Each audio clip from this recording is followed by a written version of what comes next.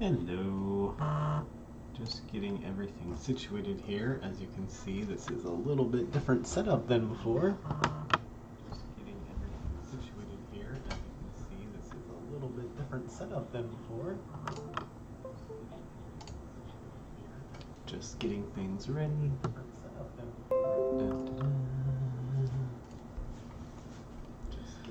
This should be interesting. So what I'm trying to do is I'm going to do Twitch and Instagram Live at the exact same time. So you can join me on either place and watch me work. I'm just tweaking some settings. As you can see, I am not in my normal workshop. Hey Adam. This is going to be good. Let's see. You can see on Instagram what I'm doing, and wait for the Twitch delay to see how that looks. See on Instagram what I'm doing, and wait for the Twitch delay to see how that looks. Good. Can you guys hear me okay?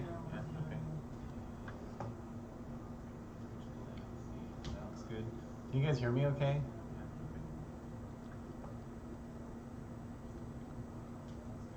Can you guys hear me okay? Cool. Since I'm setting up all this new junk. Cool. Wasn't sure if you guys could hear okay. Cool. Alright. Yeah, wasn't sure if you guys could hear okay. Oh, cool. Someone's hosting me on Twitch. Awesome. Okay, well, let's get started. So, this is what we were working on before, the Bayard sword. And as you can see, I have not done any of the drumming that I said I was going to do after last stream before this stream. I've been a little bit busy. One thing I did do, though, is I noticed that one floor mat worth of foam, while it works for the base for all of this, especially with all the pieces that I stuck on top of it, the handle was really floppy. And since it's going to be supporting all of this weight when I hold it, it wasn't going to cut it. And so what I did, I had a couple of options. I thought about like drummeling out and sticking a. Hey Eric. Hey, oh lots of people. Sticking a dowel piece in here and then filling it up. But instead, Heather suggested I just put a piece of Warble on there. She had the Warble out. She was working on something else, and she had a bunch of scrap pieces, so I did that. And now it's nice and sturdy, and it should be plenty to hold up a bunch of foam. And I know I said I wasn't going to Dremel on stream because that would be annoying, and I still think that it would be annoying, but I am going to do a little bit of Dremeling on stream because I want to show you guys something. So I know a lot of people always talk about being able to do stuff like sanding and Dremeling and things in a small space, and so I forget where I've seen a couple of variations on this, and so I made something.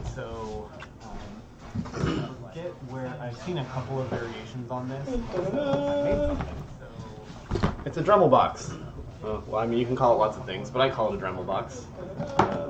Basically, it's one of these plastic tubs from the hardware store. And I cut the lid off. Well, I cut a hole in the lid and put in a piece of plexiglass so you can see through it.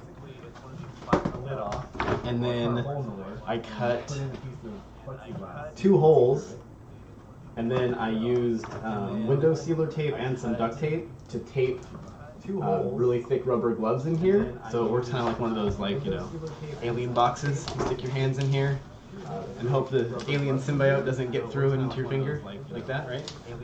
So you can do stuff in the box, and it's completely sealed off. There's also a little hole over here where the Dremel feeds in, and it has like a little bit of a seal that I made. Oh, also inside there's an air filter to catch all your sanding debris and everything, and then depending on how much you're sanding and how much stuff you're going to kick up, there's also, right now, there's a little plug depending on how much you're sanding, made of PVA foam, of course. But this, you can open up, and the wand attachment from our vacuum fits right in there. So you stick the wand in underneath the filter, and then turn it on, and it helps. It'll basically suck all the dust down and trap it in the filter.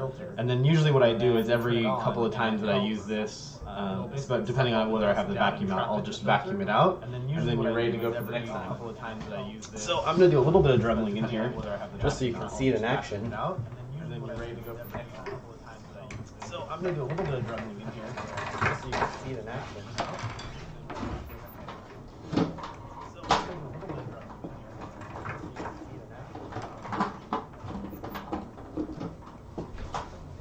It's really pretty convenient, especially like if you have a small apartment or something, which is where I am right now.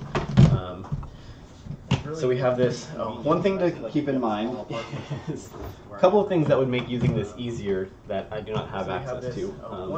One, because this Dremel has the switch, the power switch over here on the body of the Dremel, and I don't have like a foot powered on-off switch, which would help a lot. Basically, what I have to do is put everything in here that I want in here.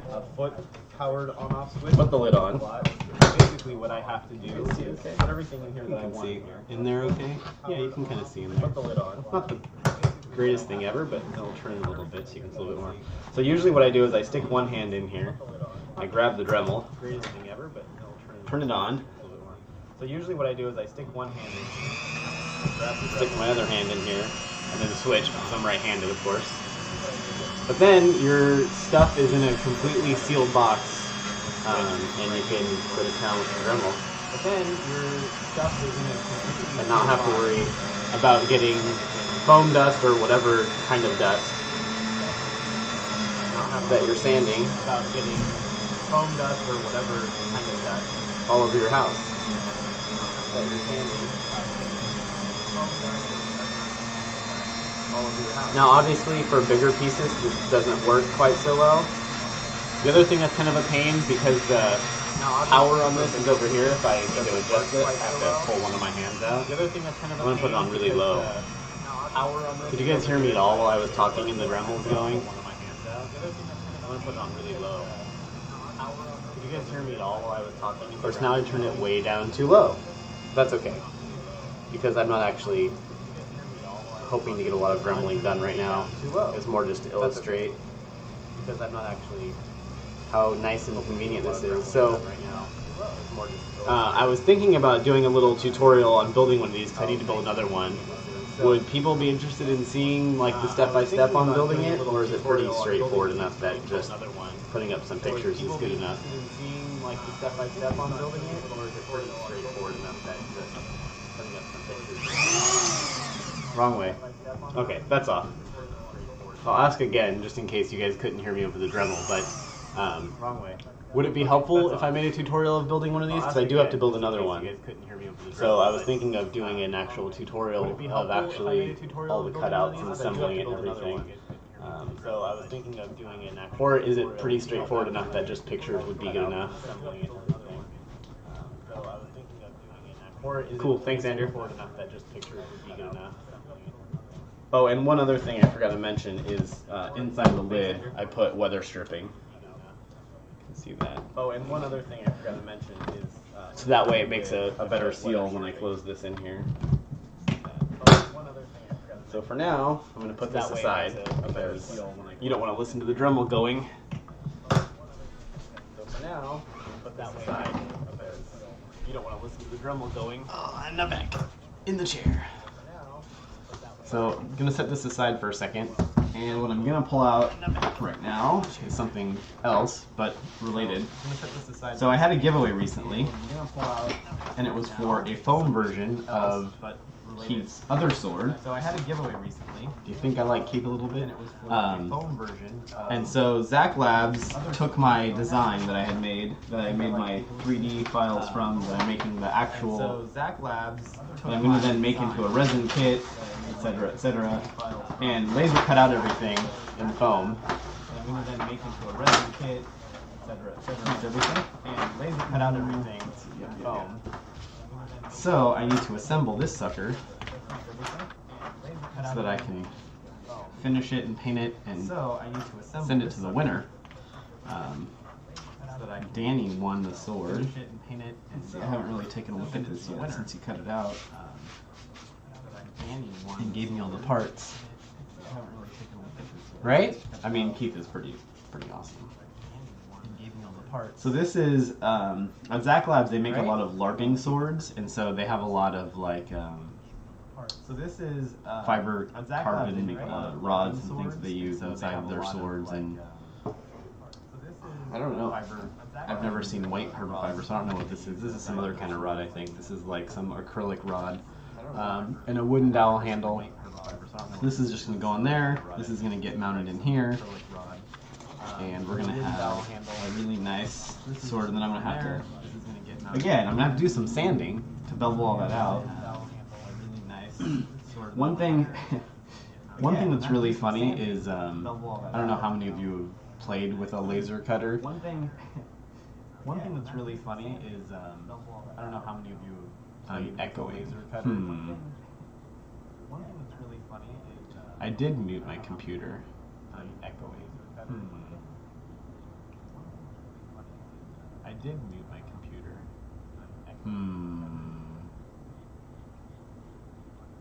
Why is it doing that? Is it echoing on Instagram or just on Twitch for the Twitch people? Is it echoing on Instagram or just on Twitch for the Twitch people? So the Instagram people don't hear an echo. Just on Twitch there's an echo. Why is there an echo? The Instagram people don't hear an echo. Just on Twitch there's an echo. Why is there an echo? I have the computer muted, so I'm not listening to myself. I have the computer muted, so I'm not listening to myself. Weird. Any advice on how not to have an echo on Twitch? Even when your sound is muted? On how not to have an echo on Twitch? Even when your sound is muted? On how not to have an echo on Twitch? Even when your sound is muted? On how not to have an echo on Twitch?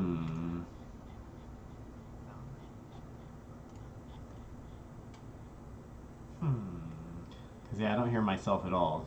I mean, obviously I hear myself, but I don't hear myself coming out of any of my devices. So I don't know how my device would pick up. I mean, obviously I hear myself, but I don't hear myself coming out of any of my devices. I don't know how my device would pick up if I do this. Let's see how much of a, if I do this, echoing delay I can get. Let's see how much of a echoing delay I can get. Yeah, I guess I just need to mess with Twitch some more. I wonder if it has, let's see. Yeah, I guess I just need to mess with Twitch some more. I wonder if it has, let me go to my dashboard instead of the,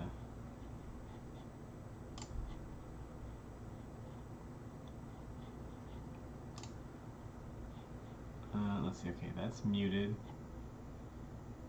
Is that any better now? I changed something. I'll probably have to wait for the delay to catch up, but.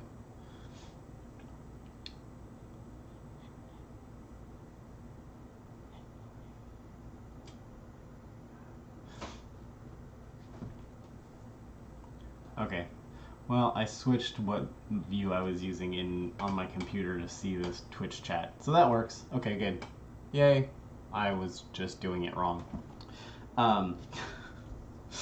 So, I don't know if anybody has used a laser cutter or not before, but sometimes the laser cutter will interpret your file and do weird things with it and like make it a different shape than what you told it to cut out, even though the file is obviously a certain cutout. Like the very first thing I ever cut out on the laser at Zach Labs was my Loki armor, and like I was so excited about how cool it all looked, I didn't really pay attention, and for some reason it takes, especially I think with complex curves or just curves in general, and sometimes it has a hard time interpreting like this is a curve that goes like this. So there were a couple of pieces of my armor where like it was a nice smooth curve and it made it almost into like a squared off curve.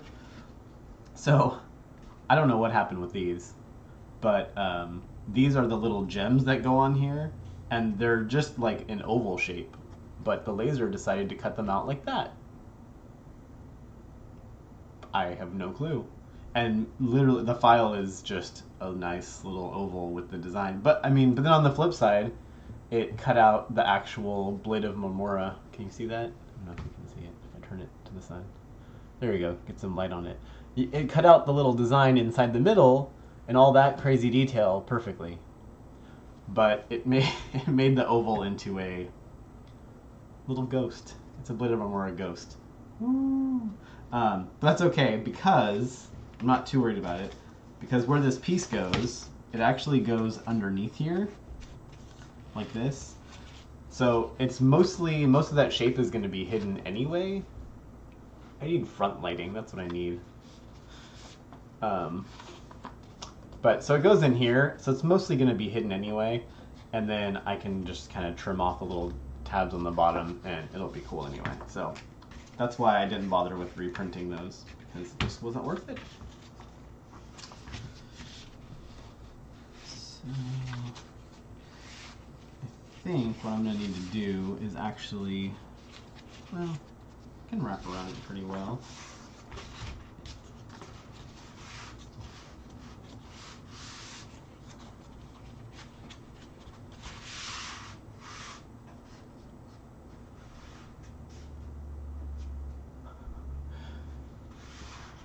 Yeah, I don't know anything about using the laser. I just give Brian my file and he does all the rest. But so yeah, it's I'm sure it's something in the translation from the mine started off as an Illustrator file and then he took it into the software and translated it into the G code and everything. So somewhere in there it decided to make something wonky. It's just so weird that it did everything else right. These are some extra pieces where the laser setting wasn't right. So I need those. And then these pieces here go on the outside of the blade. Let's see. No, that's for the other side. Yeah. These go on here. It's a little detailing part. That's where normally it glows purple. But it will be, the ceiling fan light is on, unfortunately. So that'll go on there, but I'm not going to put that on until after I sand everything down, because otherwise I would sand off most of the detailing. So the detailing is going to stay over there. Okay, let's put some glue on this sucker, shall we?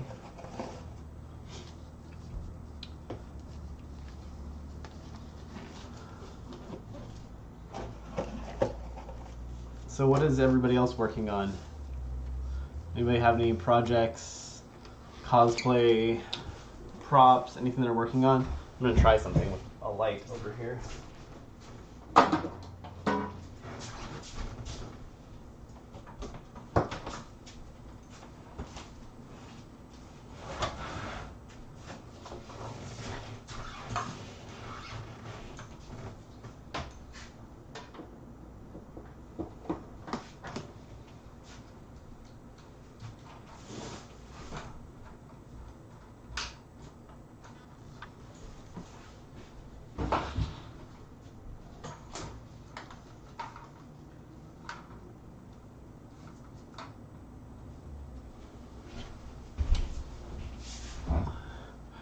Oh, wedding dress. Holy crap. Ooh, Monster Clay. How's that? Is that better for light? Now can you see when I hold stuff up? Oh yeah, that's a lot of light. We have this big LED lamp. That helps a lot, yeah. Okay, cool. I've never used Monster Clay. I want to. We have a big tub of it. Heather does, and now so I get to play with it.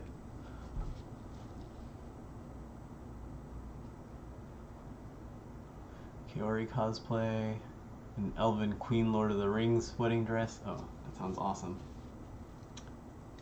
What are you sculpting in Monster Clay, Eric, or are we not allowed to know?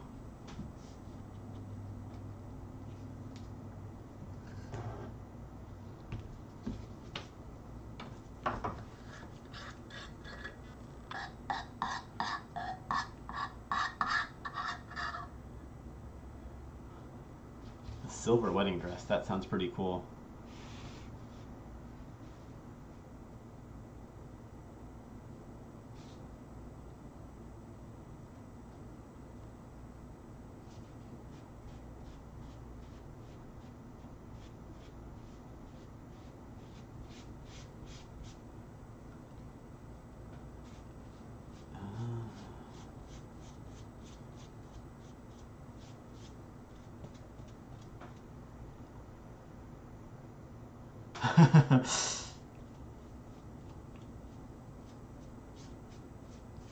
Awesome.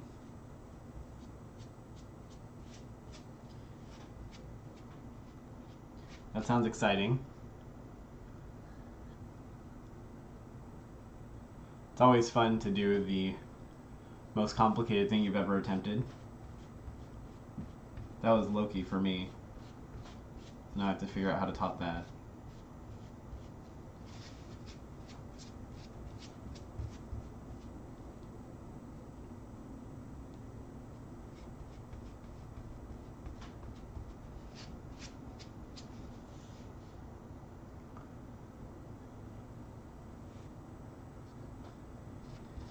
Cannot wait to see whatever it is, Eric. I'm sure it will be amazing.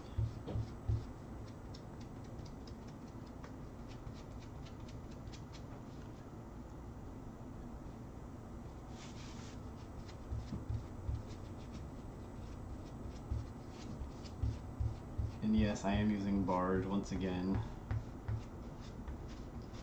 to slap together these big old pieces.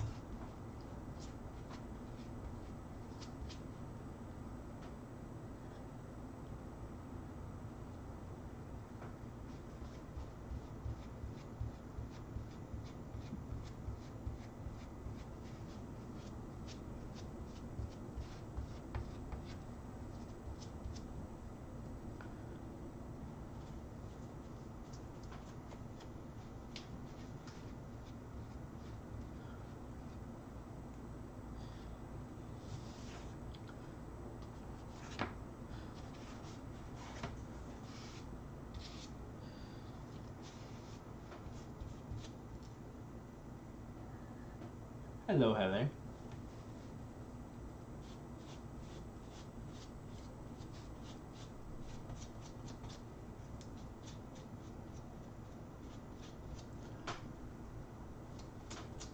Anybody else working on anything cool that you can share?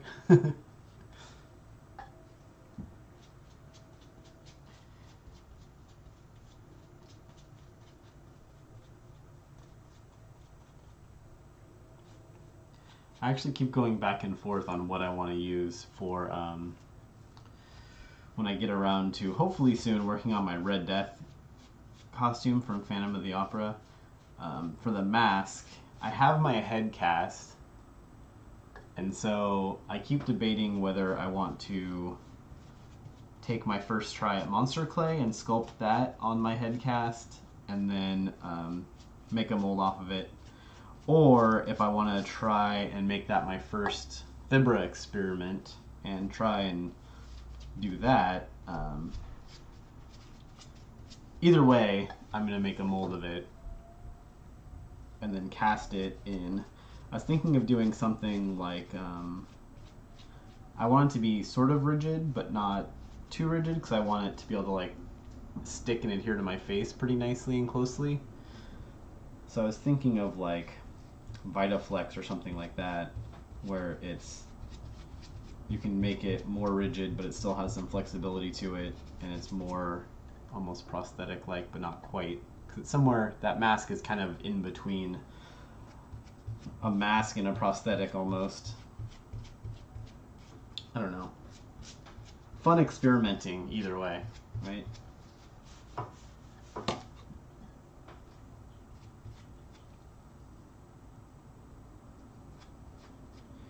I think I might start with the Thibra just because it's pretty easy. And the nice thing about, well, I mean, with monster clay too. I was going to say, the nice thing about Thibra is if you screw up, you can just melt it and do it over again. But, I mean, monster clay is obviously the same way. But with Thibra, you can kind of sculpt in things too. You just heat it up. And I have a sheet that I got. I'll have a big giant box of Thibra, but I got a small sheet as a sample that is more than big enough to cover my face. So what I was going to do is just heat that sheet up and slap it over my face. Not my real face, because that would be dangerous. Especially, don't put hot thermoplastics on your face. No. On my plaster face. And then and then kind of see how that works, sculpting that on there. This is going to get Dremeled out and sanded. This is going to end up being the pommel on the bottom of this. Wait a few minutes for this to dry.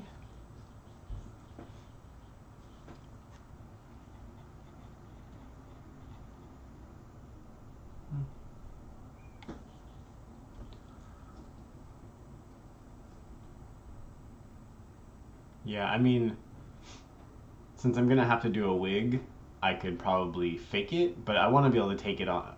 I probably won't take it off like during con, but I want to be able to take it off without like messing everything up and having to redo it. So yeah, if I do it in a way that I can just stick it on my face, but if I have to take it off, I can take it off without messing up the wig and everything else, and you know, with Pros-Aide or toupee tape or something.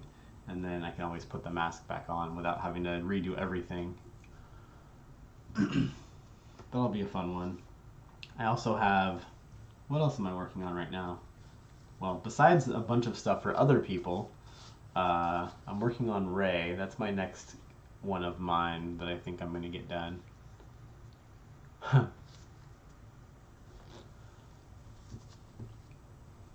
Oh, cool. Has he ever done like a Phantom costume or anything, or did he just have the mask?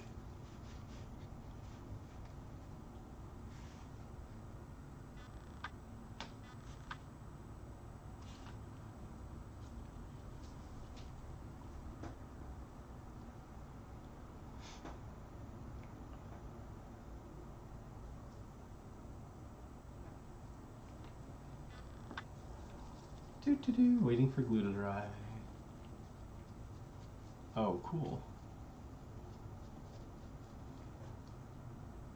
Very cool.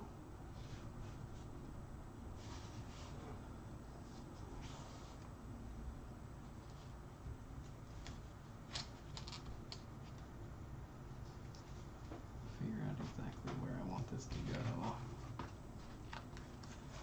I just realized. Huh. Very cool. That I need to figure out where this is going. Exactly. Probably should have figured that out before I glued this down. That's okay, I can stick those in later. It will be fine.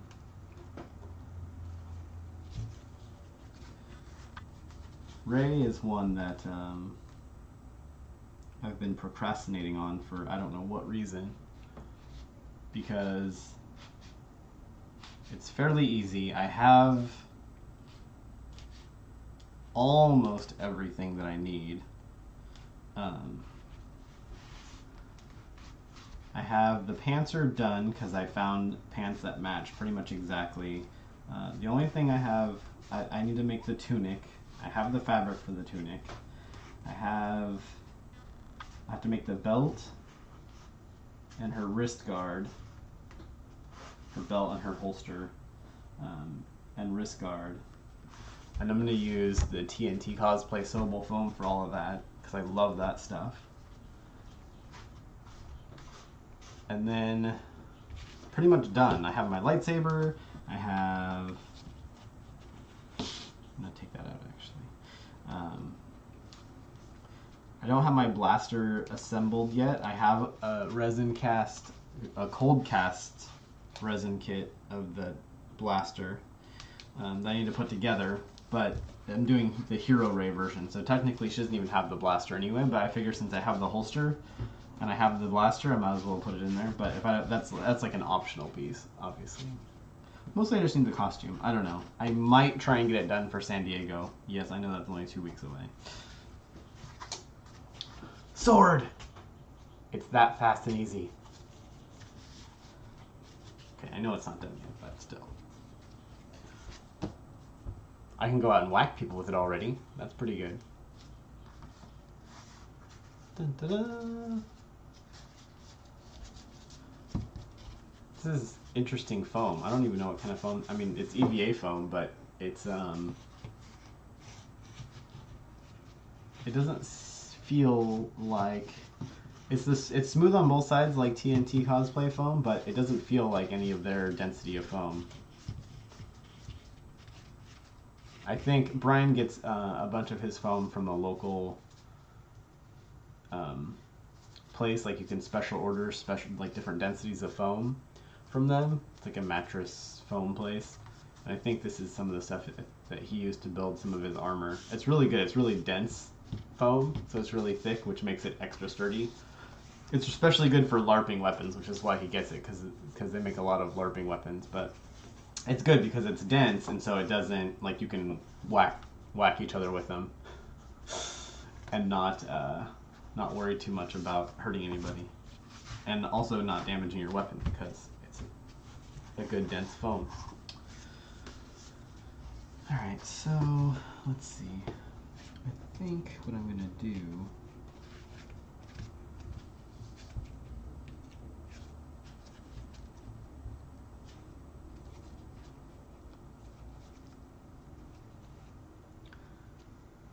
Actually, it works out pretty well, I think. Yeah, the Hero Rey is my favorite of her outfits. Just because it has more of that Jedi feel to it. And I've never made a Jedi costume, and I want one, so I figure, you know, kind of kills two birds with one stone. So these things are kind of, they're like curved gems, and obviously this is a flat piece of foam. And so it kind of is actually working out coincidentally very nicely. So they go right here in this nook, and then the dowel from the handle is sticking up right there. And so I was just playing around. I'll see if I can get it to do this again, and you can see it on camera. So just trying to look at the fit. If I put this in here, and actually I'll probably heat these up before I glue them down, but if I heat it up and then curve it around the top of the dowel, it actually makes like a nice curve and goes into that slot pretty nicely. And then, like I said, I'll just cut those so it's more pointed like it's supposed to be. I'll do that right now.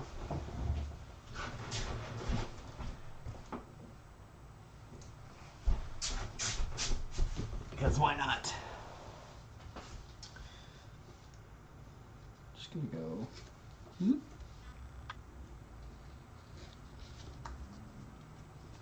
There we go. And I will do the other one.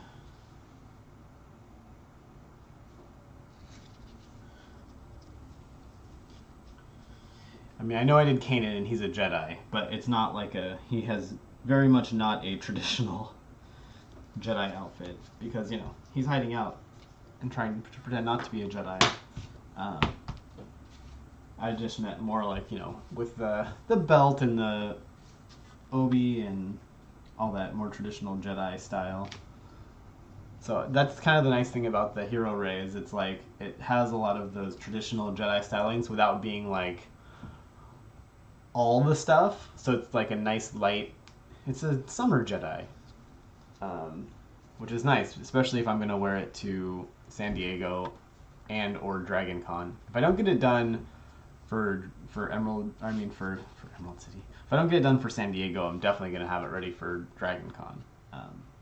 And yeah, it'll be nice to have although it's several layers, they're most, you know, it's a light undershirt, the tunic, and then the obi and the wraps over top of that, and the armband, the arm wraps. But, you know, it's a lot less bulk than a traditional Jedi, so I think I'll be okay at Dragon Con in that.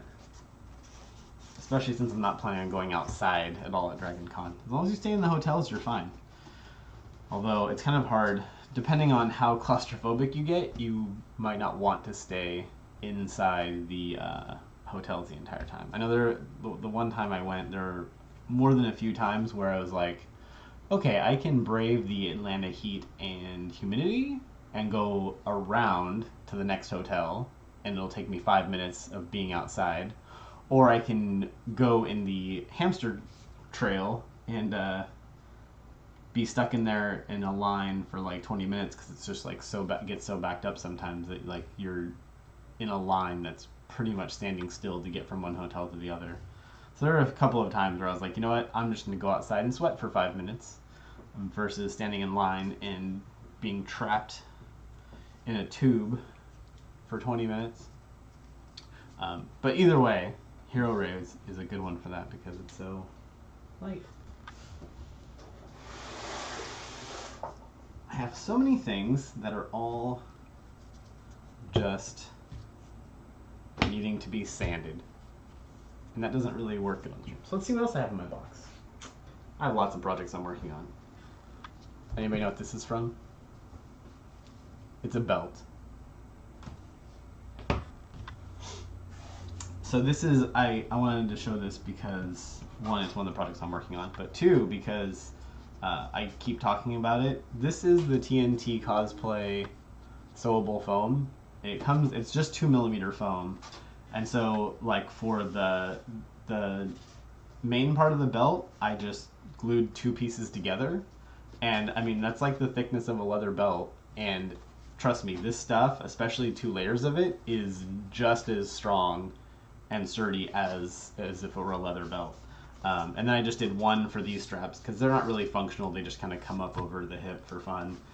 And then it has these really cool flat eye hooks. Let's see. There we go. Dun-dun-dun. So just... the only thing I need to do is finish painting this. It's going to be the same purple as this front, as the buckle piece. It has this cool resin cast gem. Yeah, right? It looks like leather. So what I did is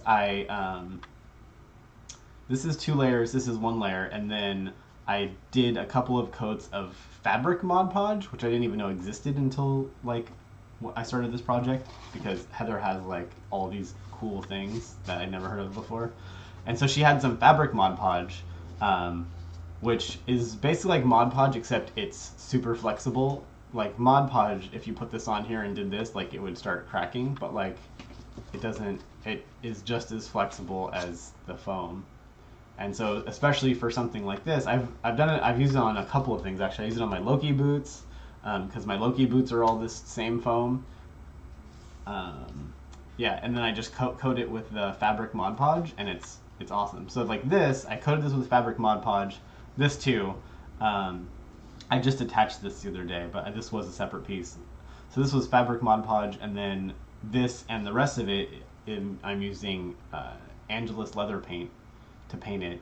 And of course, luckily, there is this purple color that comes straight out of the bottle that's a perfect match. This is Huntress, by the way.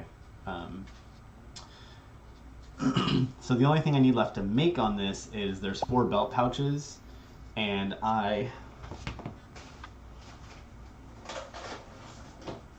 made, and this is free on my site, you can actually download this template. I made this little template for making belt pouches, and you can scale them to different sizes obviously, but it's a 1-piece belt pouch. So again, surprise surprise, I'm gonna make these out of the same 2mm foam. And so with this, what you do is you cut one of these out, and then it just folds all up. Okay, technically it's 2 pieces because there's a belt loop that you have to put on the back, but other than that it's 1 piece. And then you put your whatever kind of fastener you want, like a magnet, or I'm actually going to use for these, I'm going to use these purse clasp fastener things. They're really cool. So they're a 2-part fastener, and these are made for purses. But so they have these really strong magnets. They look like you would see like on a purse closure. So it has the little tab to register it, and it magnets closed. And it has these little tabs, so you push them through, and then it has a little metal backing that you put on the other side, and then you fold these over. So obviously on the inside of the pouch, so one will go here on the inside, and I'll fold it over, and I'm just gonna back it with Cosbond reinforcer, just so that the metal parts aren't pokey. And then on the outside, obviously it'll have the same thing, and I'm gonna put just like a fake looking thing on the outside of it. I'm not exactly sure. Probably something that I just cut out of foam and just glue over top of it to hide the attachment part. So these are really cool fasteners, and I think they're perfect for belt pouches, because then you can basically pop them open, flip them closed, they'll magnet shut. And these are perfectly sized to hold like business cards, credit cards, driver's license, money, whatever. And because they fasten closed really nicely with the magnet, if you use a magnet. But you could also, if you wanted to have pouches that had like a buckle, whether it's a real buckle or not, you could do like a faux buckle out of. You can make a buckle strap out of EVA foam, or if you're, I mean, the nice thing about this is you can make it out of anything, right? You could make fabric belt pouches, you can use it for leather belt pouches, whatever material you want to make it out of, you can use this pattern. But you could do that too, right? You could have like where it looks like it has a buckle, and then you put a magnet in the buckle. I've seen people do that, where they have like the straps that just magnet on, but then it looks like it has a buckle strap, which actually might look cool for these. So I might do that. I might put like a little strap and then attach the other end of this to that, so it'll just magnet closed down here lower instead of up here. But same general idea. So that's one project. What else am I working on? There's a couple of things I need to fix on Loki. Yeah, and also this foam in particular, like. I seriously, this sewable foam is insane. If you haven't tried it, I highly recommend it. So the reason that I keep calling it sewable foam is because you can like run this through your sewing machine and sew stuff onto it. But so I don't know if you can see this. Let's try. So these the eyelet bases. I don't know. I'm sure they have a specific name, but I'm just gonna call them eyelet bases. I don't know if you can see, but they're sewn on to the foam.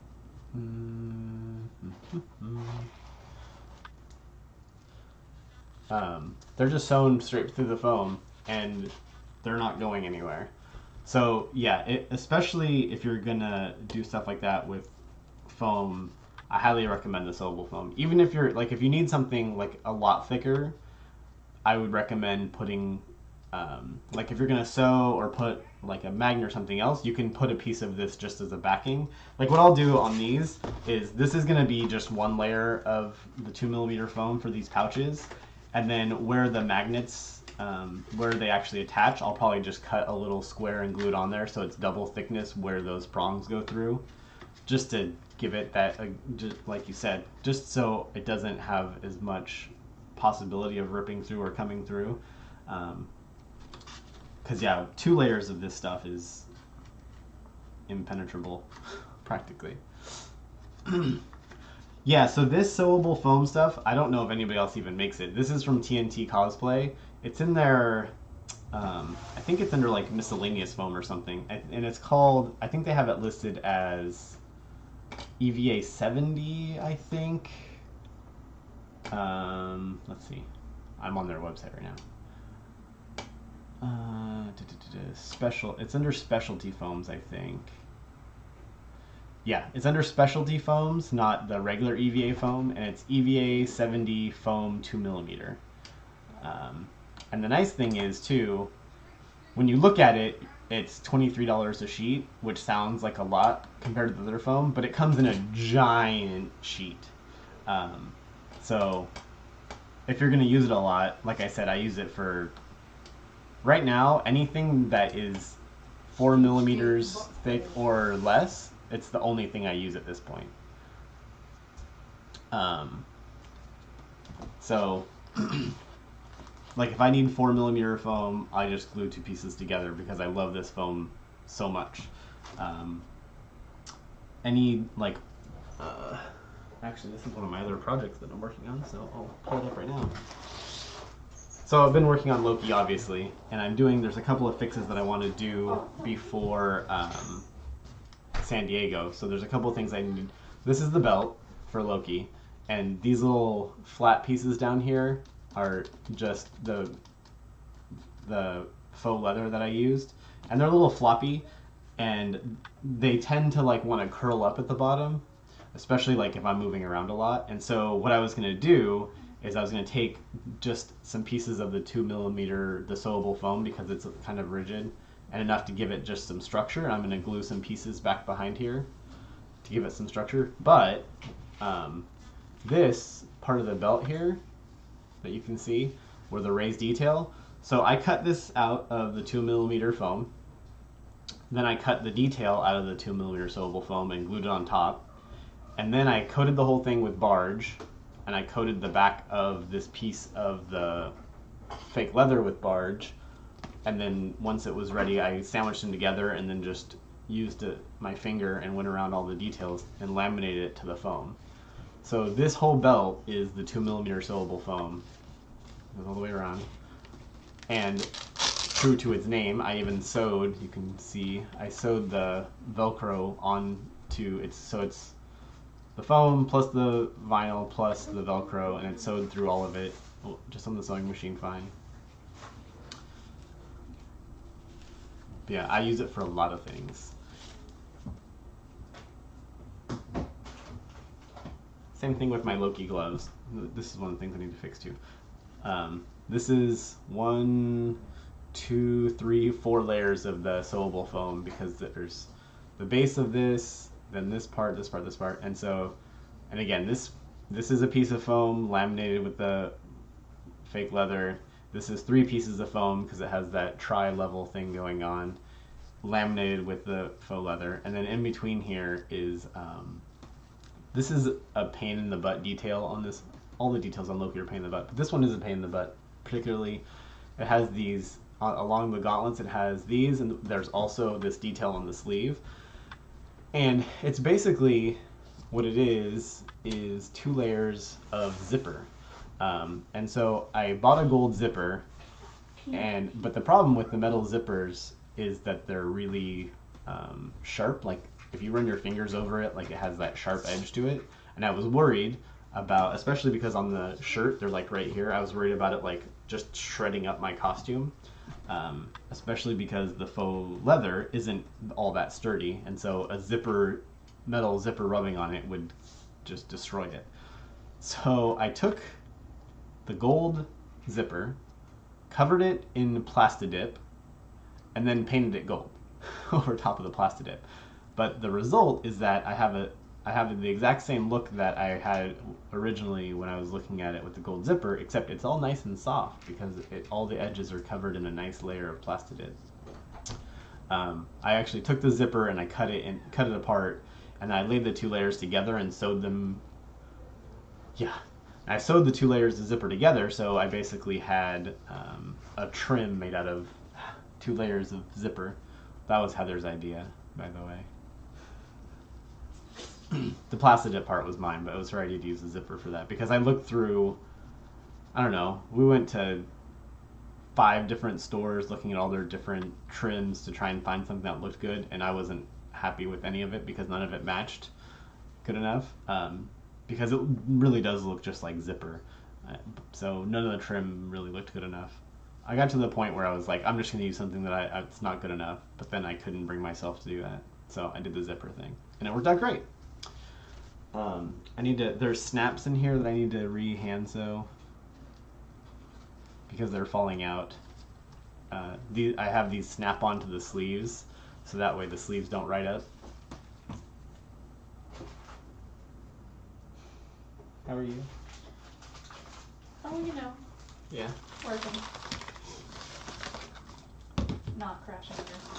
Not crashing my stream? Not crashing your stream. You can crash my stream. Oh, it's all good. You do your thing. This is not something I'm working on. This is one of my Keith dagger kits. This is cold cast resin, so when you buff it, it has a nice metal shine. The reason I have one of these though is because somebody actually wanted somebody ordered a resin kit, but they wanted a sheath for their dagger, which I've made one for myself when Voltron first came out, and I made it out of this stuff, which is, it's basically Sintra, except this is not branded Sintra. This is like generic stuff that I got from Tap Plastics. And so I'm going to use this. It's basically, what is it? PVC foam board. So it's a thermoplastic. So I'm going to make, and it's really nice and hard, but you heat it up and you can shape it pretty well. It's also what I made my sheath for my Ashitaka sword out of. So I'm going to use this, and well, should probably have that up. So I'm going to make the sheath for the dagger out of this, and so I have one of the dagger kits on hand for sizing. I don't need to actually assemble it completely, I just need the pieces. But yeah, so these dagger kits are pretty nice. Alan, I got tired of making the 3D ones. And it's also, the 3D ones are a lot of work because the blade is in multiple pieces and you have a seam and everything. So these are nice because the blade is all one piece. And it's also nice because it's nice and hard. You don't have to worry about it snapping or breaking. And then, so with the kits, it comes like that. And then it comes with a hilt that's 3D printed because there's no point in, trust me, molding and casting something like this, a hollow tube, is a pain in the butt. And it takes not a whole lot of time or material to print this. And it also has this little cutout here, which maybe you can see, yeah. Which is exactly the right size for the switches I recommend if you're gonna make it light up.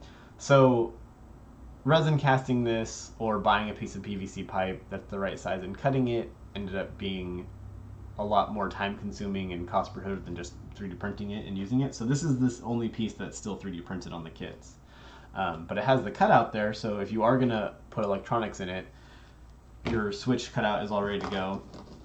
And then same thing with the pommel on the dagger. It has a little cutout for a battery compartment, so you can put the recommended battery holder that I use when I do finished ones fits right in this slot, and this goes over top of the battery, so you can put like some magnets in there to hold it closed.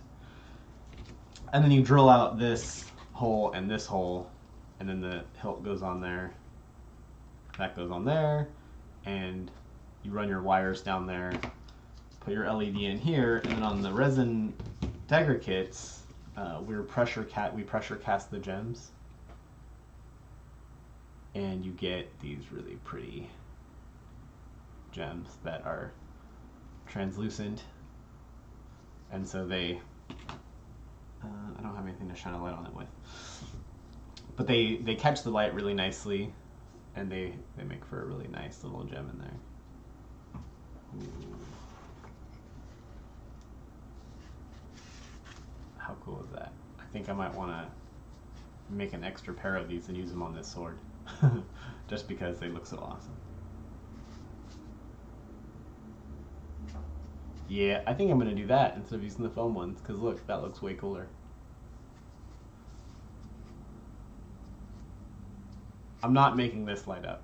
The final version of these swords that I'm going to be selling are going to light up. They're going to be resin cast with carbon fiber rods in them, and they're going to, this whole trim detail on the sword is actually going to light up. So it'll light up all along the blade of the sword. The gem will light up. Hopefully it'll look pretty badass. I'm hopeful that it will look good. Let's see. Put this back in here. Man, what else am I working on? I don't know. Hello. Welcome. Actually, I know what I'm going to do. It's going to be kind of boring to watch what I'm doing, but at this point, it's more just talking. So I'm gonna sew these snaps into my glove. I'm going to hand sew these snaps into my glove. Doesn't that sound exciting? So exciting.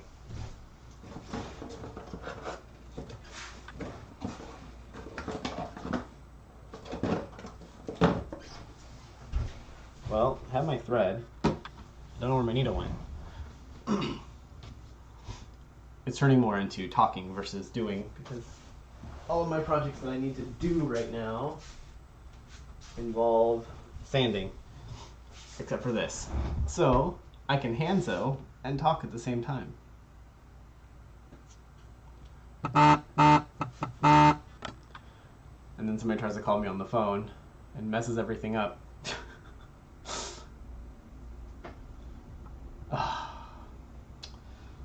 So this is a bug with Instagram live streaming. If you leave the Instagram, stop it. If you leave Instagram live, because let's say somebody's calling you on the phone, it pauses the stream, I think. But then when you go back, at least on my phone, when I go back, it keeps going, but I can't see the video anymore, which is annoying. That's okay. I don't need to see myself. I can see myself on the Twitch stream, but nobody's watching. I know you love sewing. All of my hand sewing skills I learned from you.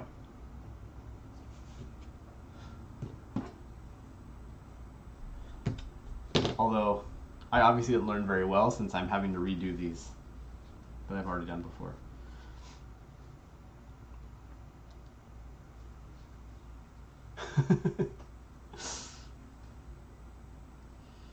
I'm actually doing this crazy way of doing this because I want them super reinforced, because I don't want them falling off again.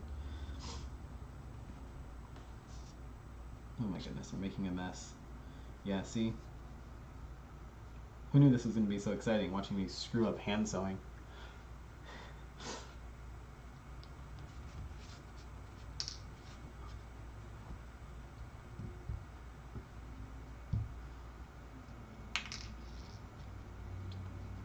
What are you guys working on today, Rogues Gallery Fitness?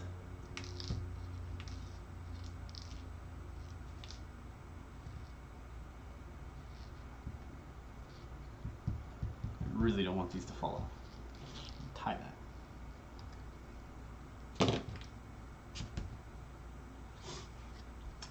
By the way, if you're not following them, you should follow them because they are awesome and inspirational.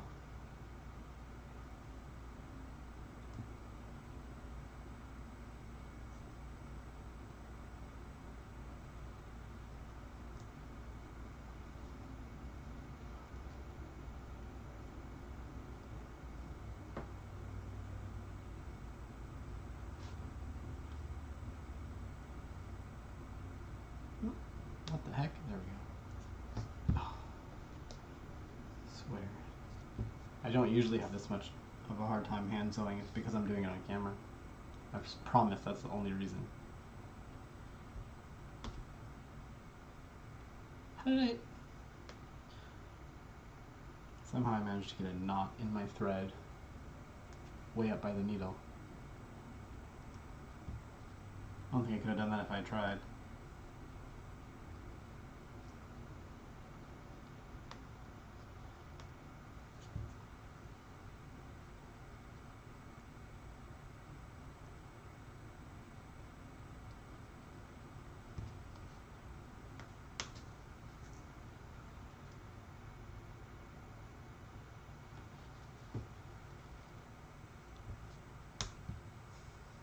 That's right, I'm just brute strengthening it through there because I'm not going to start over on this.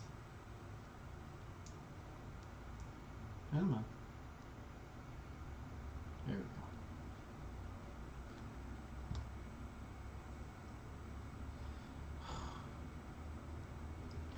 Yeah, I've been told that snaps are just what they are. You just gotta power through them.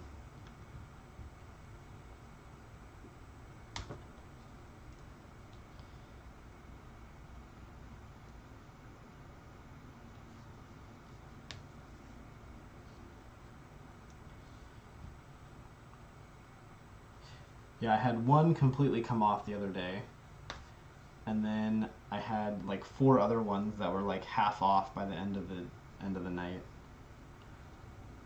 3 other ones, because, well, yeah, 4 other ones, because there's 4 snaps, but there's 8 pieces obviously for each half. So out of the 8, I had 5 that were basically barely holding on. And so I am going back over all of them. I put back on the one that fell off was on the sleeve, so I did all the sleeves already because the rest of my costume, oh, for crying out loud, the rest of my costume is already on its way to San Diego. I know that seems really early, but a friend of mine is driving down to San Diego, and I have my Loki costume, which includes the horns, and I have a couple of swords that all need to go to San Diego. So since he was driving, he offered to take some stuff for me. So he took everything except for the pieces I still need to work on. So all of my entire Loki costume, except for the belt and the gloves, are no longer in my possession for the next week and a half. Oh my gosh. Is it really that close? Oh my god, it is. For 10 more days.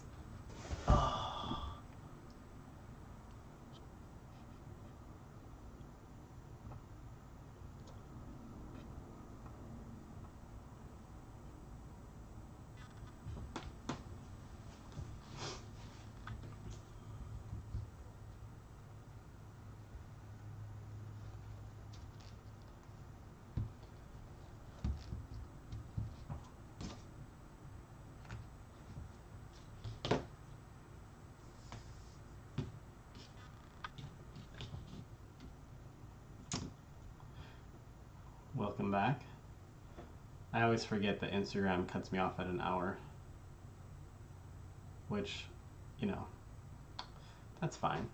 That's more than enough time. I don't know when, I was just blabbing on, so I don't even know when it cut off and what you guys heard last, but that's okay.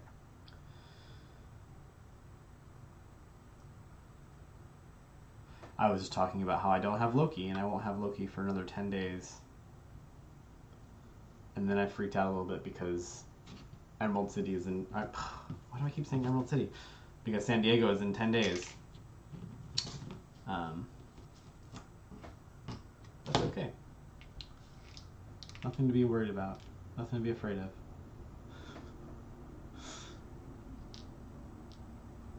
Yeah, so everything except for the gloves and the belt are in my friend's car.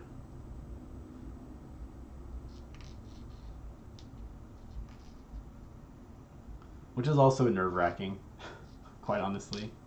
I mean, not that I don't trust him, but just my costume not being in my possession and hoping that it's going to show up in 10 days in good condition is nerve-wracking. Okay, let's see. That's the one I did already.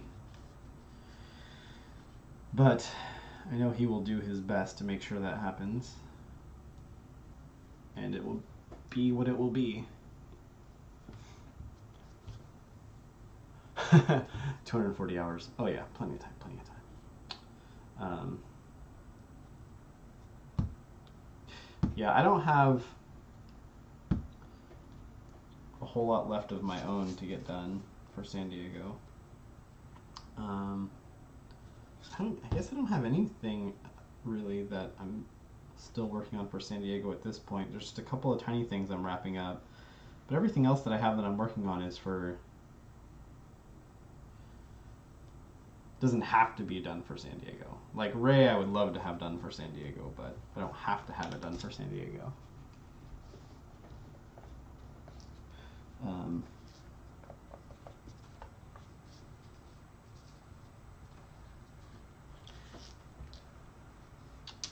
But I'm going to try and enter Loki in the costume contest, so it would be nice. Hello!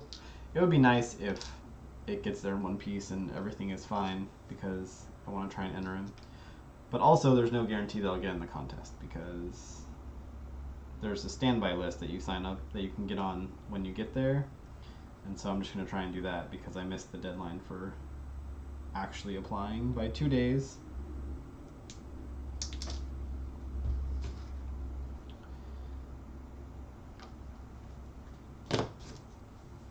But that's okay. I'll get in or I won't. Either way, I'll wear Loki and walk around.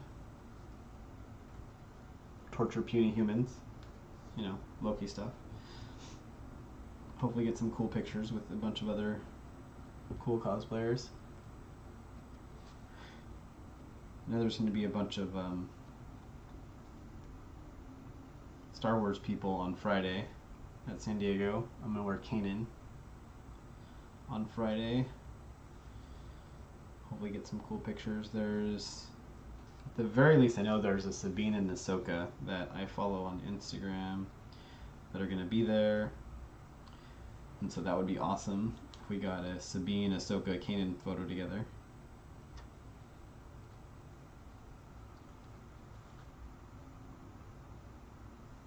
And I'm sure there'll be plenty of other Star Wars people there too.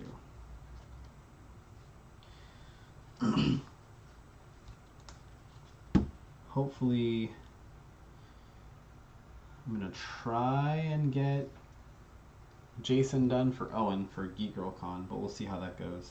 I also have to get, not for Geek Girl Con, but for Halloween, which is very close to Geek Girl Con, I need to get his clone trooper ready, which involves me also having a clone trooper and Hazel having a baby Ahsoka. So, you know, we'll see how that goes. That takes priority since that's what he wanted versus Jason, which is what I want. He always gets to choose what he wants for himself first.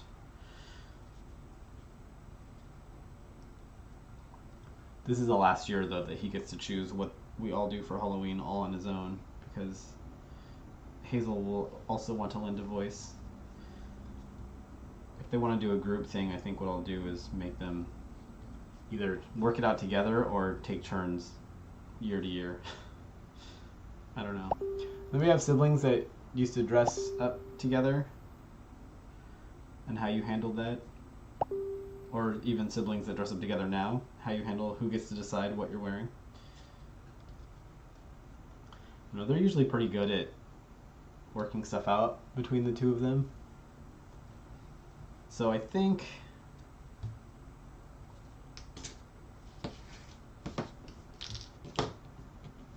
either way,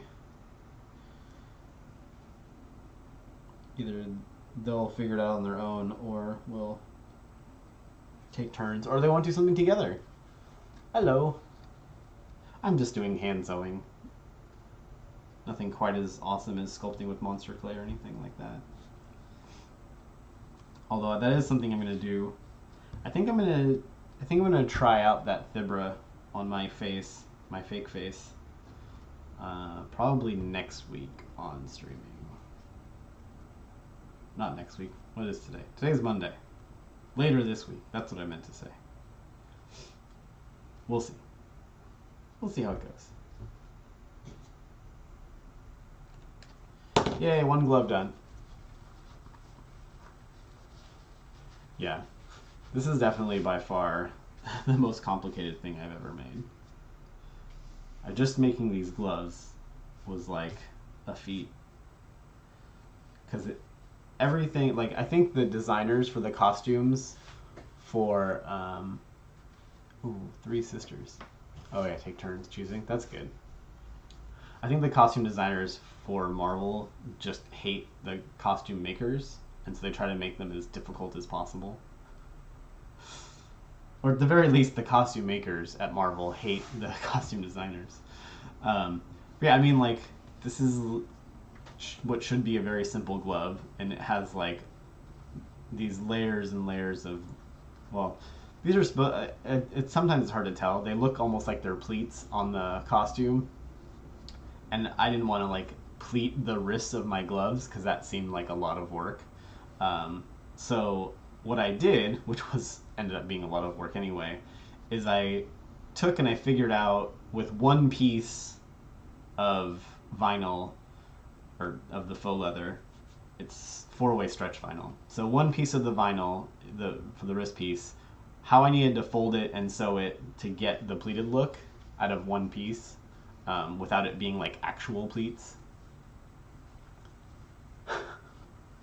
Yeah, zippers, zipper stops. Thankfully, the one saving grace with Ragnarok Loki is that the only place there are zipper stops is on the boots, and there are 50 on each boot. So I had to do 100 zipper stops. And now Eric, if he's still on, can tell you, what version of Loki did you do? King Loki for your daughter, which had thousands of zipper stops, I think, if I remember correctly. Because every other Loki costume, other than the Ragnarok one, has zipper stops all over the place. This is not something I knew anything about, until I was like, what are these things on the boots on this costume?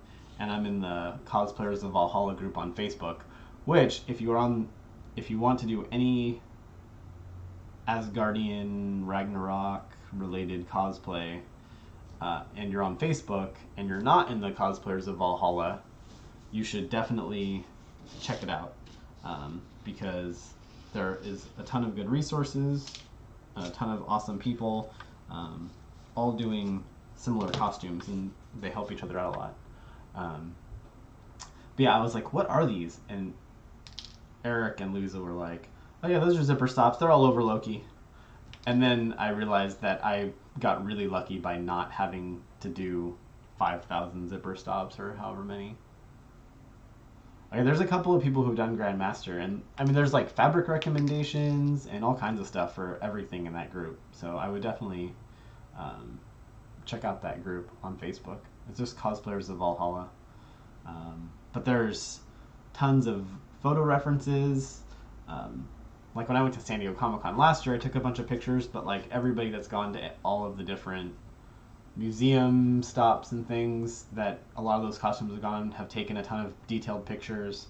It's a great reference for wanting to do anything related to and it's not just Ragnarok, it's anything Asgardian. I mean, there's references and people working on costumes from the other Thor movies, and people doing their own custom designs of characters, fan art versions of characters, all kinds of stuff.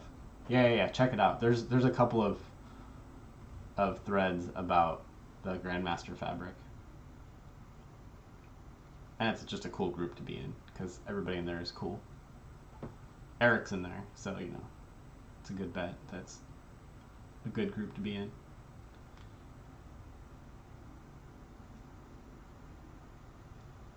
I think, yeah, it was started by Beverly and Heather, I think. These are all the cool Facebook groups. Cosplayers of Valhalla, the Amazonian Sisters of Themyscira, She-Prop, which I hear is cool. I don't know, I'm not in it because I'm not a she. But if you are, then I highly recommend that group too. It's basically a group where you can go and talk about costumes and props and not have to worry about being mansplained to. So, it's pretty good stuff. Highly recommend. Especially if you've ever felt the brunt of commenters in the RPF group on Facebook. I know I have. I stopped commenting on anything in there because of those jerks.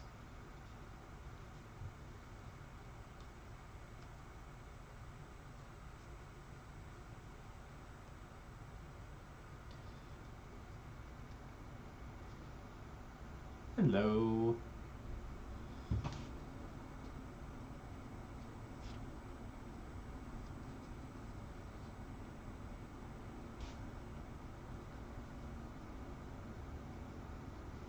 Probably gonna stop when I finish hand sewing these so I can go work on stuff that I can't do on stream, like sanding stuff. And eating lunch, because I forgot to do that before. I have that problem. Does anybody else have that problem when you're crafting and making stuff? Oh, yeah, food. I should stop and do that. That happens to me a lot. Yeah, I'm still in the group, just because I have so many friends who post stuff there, but I pretty much only go to the RPF group on Facebook to like stuff that my friends post. It's just not worth posting stuff. I gave up when the last time I bothered like posting or commenting in there was after somebody had posted, they did a Holdo cosplay, and they posted pictures, and it was awesome. And someone, like the very first comment was, "Oh, awesome costume, hate the character." And so I commented and said, "Why would you say that?" Basically. Like, what's the point of telling a cosplayer who obviously likes the character, or they wouldn't have spent all the time and energy to cosplay them, that you don't like the character they're cosplaying? Like, what's the point? The only point is obviously because you want to let them know that you disapprove of their choice and to take them down a notch.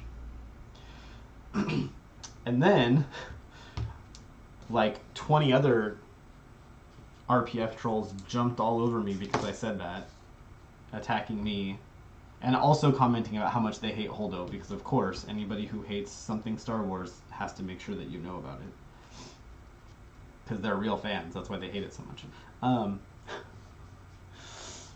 And so yeah, and then, you know, a couple people were defending the cosplayer and backing me up, but the overwhelming majority of comments were just, well, it's just our opinion. It's like, well, keep your opinion to yourself, because it's not helpful, it's not constructive, and you're just being mean to the cosplayer for no reason. And it just turned into this big flame war. Well, not a flame war, because I was being, in my opinion, very reasonable, and they were just all being jerks. And so I was like, you know what? I'm going to block you people, because I don't ever want to hear what you have to say again, because you're just jerks, and I don't need to listen to that. And I'm not going to participate other than liking stuff my friends post. I ain't got time for that.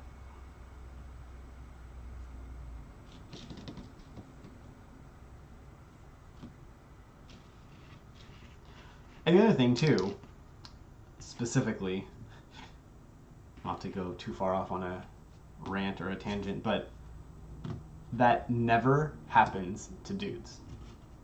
Never.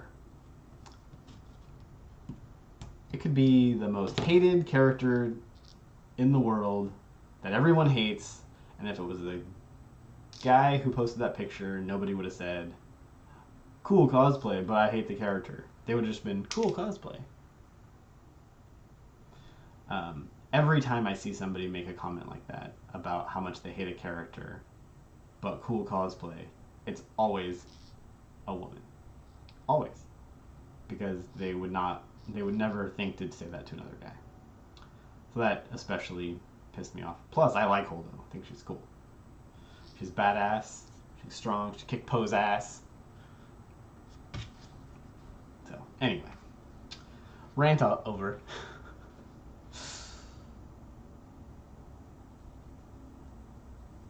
Alright, last snap. Yay! Almost done. Home stretch.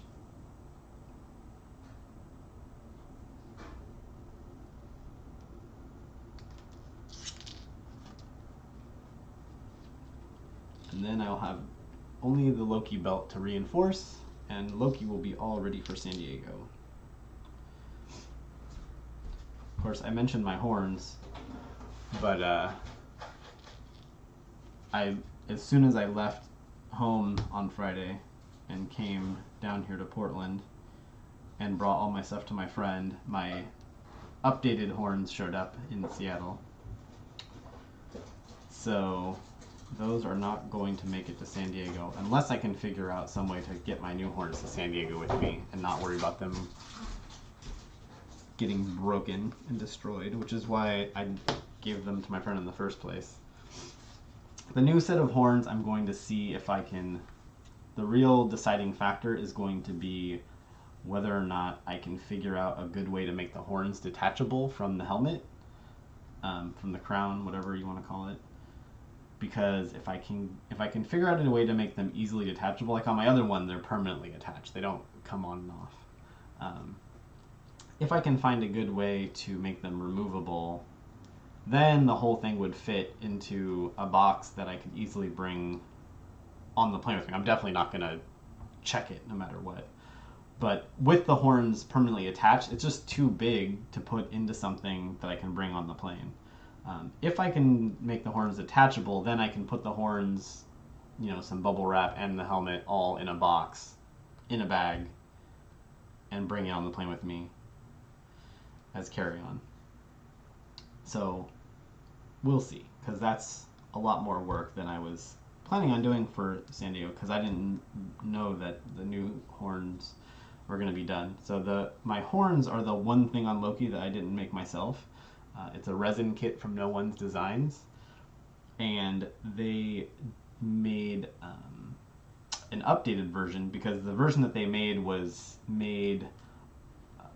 is actually made before the movie came out, and so there weren't a ton of reference images available, and so from the front it's pretty spot on, but like the sides and the back, now after the movie they've released high res pictures of the whole thing, and you can see that it's not quite accurate, because a lot of it was kind of just guessing and kind of estimating based on previous versions what it would look like. And screen accuracy is nice. So they made an updated version of the kit, and so I have the updated version of the kit coming, and then I will see if I can get that ready. Yeah, me too. I mean, every single time, like with kits and stuff, I'm not too worried. Like with the dagger kit, I'm not ever too worried when I'm sending out like 3D printed kits or resin kits to people, because they're in pieces and they require work to finish. So there's already, I mean, resin casts will always have like a little bit of, at a bare minimum, a little bit of seam work to clean up, and maybe an air bubble or two to clean up, as part of your finishing that you're doing.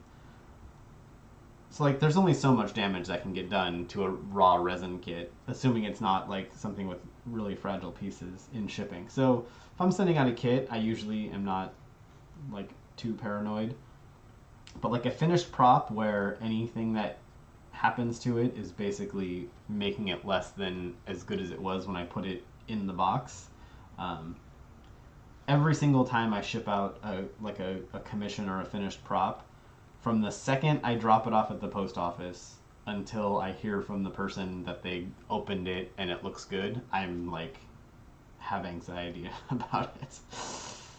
Because I'm just like, I'm always so worried that it's going to get there and not be what I want it to be, or what the person wants it to be. Because at the end of the day, my goal is that the person gets what they asked me for and what they wanted in the first place. And if something is broken or scratched or scuffed up or whatever, then it's not what they wanted. I've heard people, well, I know I've heard people wear like helmets and things on planes too, which for some helmets that's fine, but I'm pretty sure they wouldn't let me get away with that Loki helmet. The horns are just too big, and they're pokey. I mean, in the movie he uses it as a weapon, so technically that helmet is a weapon also. That's actually something I really, really want to get pictures of. I just want like a big battle scene where I just have the horns in my hand and I'm just pretending to whack the crap out of people with it. I think that would be really awesome. Some really cool shots. Hooray! Last snap is done. Gloves are done.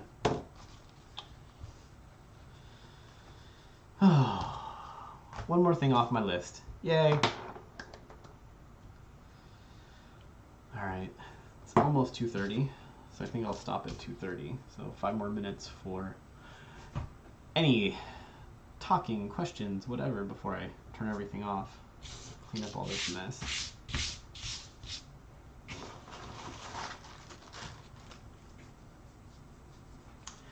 Yeah, no, and like, they have, you can go online and do like the Ask TSA where you can ask like what things you can bring on a plane. And I sent them a picture of the helmet, and I was like, I assumed that the whole point of the Ask TSA is that they would give you a definitive answer. Like, what's the point of having Ask TSA if they don't give you a definitive answer, right? So I sent them a picture of the helmet, and I said, I don't want this to get banged up or broken, so I don't want to put it in my checked luggage. Can I wear this on the plane or bring it on the plane? And they gave me some very wishy-washy, non-definitive answer about maybe it depends on the airport and whether they'll let you, like, it'll be up to the TSA agent, basically, whether they'll let you bring it on the plane or not. So I was like, well, okay, that means I'm not going to try it, because if I go to the airport and I have it with me and they say no at the security line, my options are to throw it away. Don't bring it at all, because I'd have to go and, I don't know, have someone come pick it up, put it in a locker until I get back, something. So basically, without having a definitive answer, there's no way in heck I'm going to bring it to the airport. I mean, I've had that happen before where, like, I forgot something was in my backpack that I wasn't allowed to bring on a plane. My pocket knife, of all things. And so, luckily, that time, I had gone to the airport with a friend who we had driven, and he had parked at the airport. And it was something small enough and everything else, so he ran back out to his car and put it in the car. And it wasn't something that I needed for the trip. So, that was like an ideal situation. But something that you actually need to bring with you and they tell you no, like, yeah, or ship it using, like, what you have available at the airport, like, there would be no way, because it would never make it there in one piece.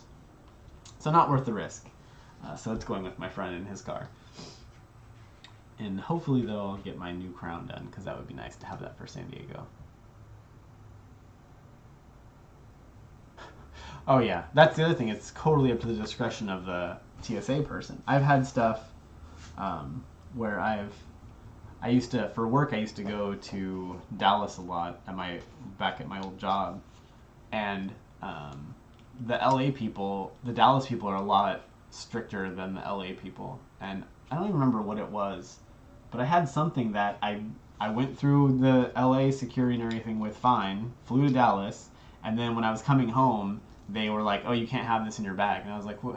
I got it here, didn't I?" And they're like, "Well, they should have stopped you," and I was like, "But they didn't, and now it's here." And they're like, "Well, you either have to throw it away or give it to somebody or ship it home." And it was something that wasn't that big of a deal, and I think I ended up throwing it away. But just the principle of, like, I wouldn't have brought it in the first place if I thought I couldn't bring it, but it wasn't a problem of getting it here, and now I have to leave it here. It's just annoying. I have seen some people try to bring the craziest things through, though. I'm sure TSA has seen even crazier stuff. Someone had, like, this whole, like, wine set with pickles, and, like, their whole suitcase was basically full of, like, liquor bottles and food jars.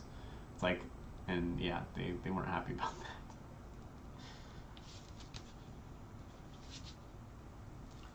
All right, so it's 2:30. I am gonna go eat some lunch finally, and do some sanding things that are annoying to do on stream.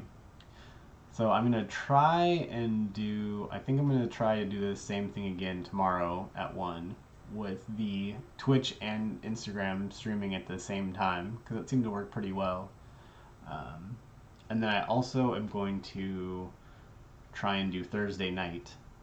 I'm trying to do a couple during the day and figure out which nights work, so that people who can't do the daytime ones can do the nighttime ones, and vice versa. But I was going to do last Thursday night, but then I ended up not being able to, because last minute I got invited to go and be Loki at the opening of the Ant-Man and Wasp at Seattle Cinerama. So, you can't really pass up that kind of opportunity. By the way, if you haven't seen it, you should go see it, because it's really good. I loved it, and the end credit scene is awesome. I'm not going to give any spoilers. I'm just going to say, it was really cool, though. It was really good. It was like one of...